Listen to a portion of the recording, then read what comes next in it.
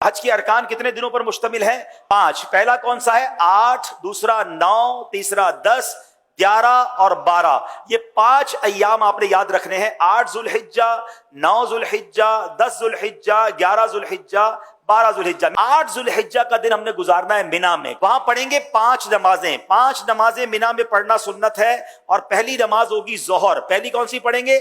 फिर असर, फिर मगरिब, अगली इशा और फिर फजर। ये फजर की नमाज हम अदा करेंगे तो ये कौन सी तारीख हो जाएगी? 9 जुल्हिज्जा। शाबाश। अच्छा, 9 जुल्हिज्जा का दिन it's the most important day of हज। यानी अगर आपको कोई कहता है कि हज किस दिन होता है, हज होता है 9 जुल्हिज्जा को। याद रखिएगा, हज का दिन कौन सा है? 9 जुल्हिज्जा। ये वकूफ अरफा, ये हज का रुकने आजम है, द मोस्ट इंपॉर्टेंट रुकन आप कह लें। हज के 3 फराइज हैं, एहराम पहनना, नियत करना और तवाफुज ज़ियारा, लेकिन रुकने आजम है वकूफ अरफा। तो वकूफ अरफा जो है ये मोस्ट इंपॉर्टेंट डे है। 9 जुल्हिज्जा का दिन आपने अरफात में गुजारना है। अच्छा, अब 9 जुल्हिज्जा अरफात में जब आप पहुंचेंगे तो वकूफ अरफा का जो वक्त शुरू होता है, जब जिसको कहें कि अरफात के दिन का वकूफ का वक्त शुरू होता है, जब जोहर का वक्त शुरू होता है ना, तो ये वक्त शुरू हो जाता है। सुभान अल्लाह। जैसे ही जोहर का वक्त शुरू हुआ, जितने लोग अरफात में एहराम की नीयत के साथ मौजूद हैं वो सब के सब हाजी हो जाते हैं। लेकिन अरफात से गुरूब आफताब तक नहीं निकलना। जब तक गुरूब आफताब, मगरिब का टाइम ना हो जाए, आपने अरफात नहीं छोड़ना। जो उससे पहले निकल जाता है उस पर दम हो जाएगा। तो याद रहे, जोहर के वक्त में जोहर पढ़नी है, असर के वक्त में असर पढ़नी है। अपने अपने खैमों में पढ़ें या जमात कर लें और वहां इबादत करें, दुआएं करें।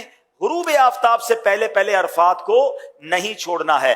अब जब गुरूब आफताब के बाद आप निकलेंगे तो अब जाना है मुजदलिफा।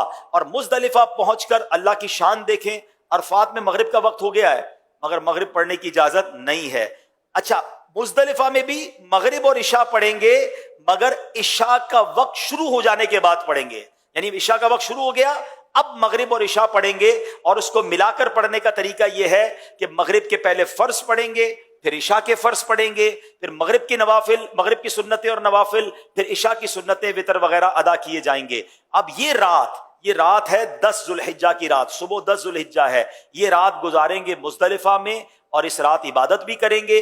और यहां फजर की नमाज पढ़ना या फजर के वक्त में यहां होना जरूरी है, क्योंकि मुजदलिफा का जो वकूफ का वक्त है ये जब शुरू होता है कि जब फजर का वक्त शुरू होता है। अच्छा, अब सुबह हो गई। ये सुबह कौन सी है? कौन सी तारीख हो गई? 10 जुल्हिज्जा। पाकिस्तान में क्या होता है? कौन सी ईद होती है?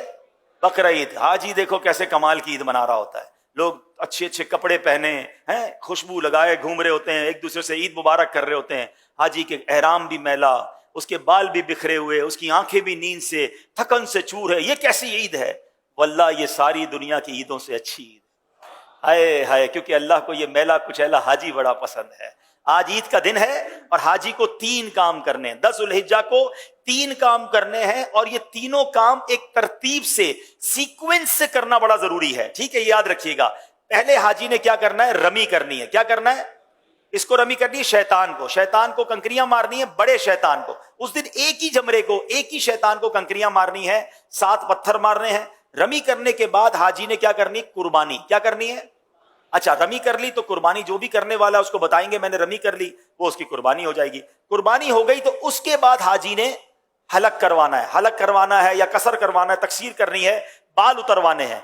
अब वो एहराम से फारिग हो गया। जनाबे वाला कितने दिन हुए हैं? 2.25 दिन तो हुए हैं। 10 जुल्हिज्जा, 8 को तो एहराम बांधा था और 10 को फारिग हो गया। ठीक है, तो नो टेंशन एट ऑल। अब सारी पाबंदियां खत्म हो गई हैं एहराम की। खुशबू भी लगाएं, सिले हुए कपड़े भी पहने, एंजॉय करें। सिर्फ एक पाबंदी बाकी है जो मर्द और औरत की पाबंदी है। अब जब तवाफुज ज़ियारा कर लेंगे वो पाबंदी भी खत्म हो जाएगी। तो टेंशन एहराम की नहीं लेनी है। 2.5 डेज, 2.25 दिन, 2.5 दिन में आप एहराम से ऑलमोस्ट फारिग हो जाएंगे। अब आपका एक बड़ा फर्ज बाकी है और वो क्या है?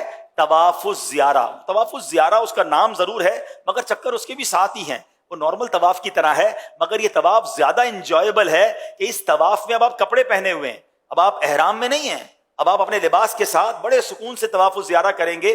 और फिर एक वाजिब है, वो है हज की सई। तो तवाफुज ज़ियारा और सई आपने करनी है।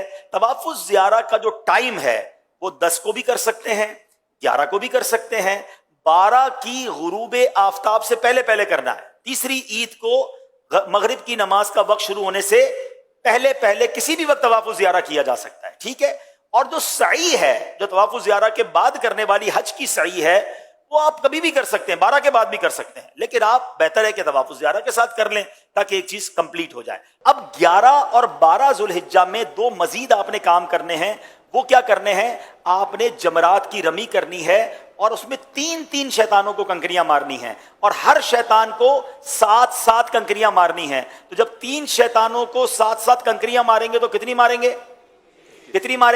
21 कंकरियां 11 ज़ुल्हिज्जा को भी मारेंगे और 21 कंकरियां 12 ज़ुल्हिज्जा को भी मारेंगे। Very good. अच्छा, अब 11 और 12 में जमरात की रमी का वक्त शुरू कब होता है? याद रहे, जैसे ही जोहर का वक्त शुरू होता है ना, जमरात की रमी का वक्त भी शुरू हो जाता है। तो जोहर के बाद से लेकर अगले दिन सुबह सादिक तक आप कभी भी रमी कर सकते हैं। चले जनाब, हज के 5 अय्याम पूरे हो गए, अब भी खुद भी याद कर लो, दूसरे हाजियों को भी बताना।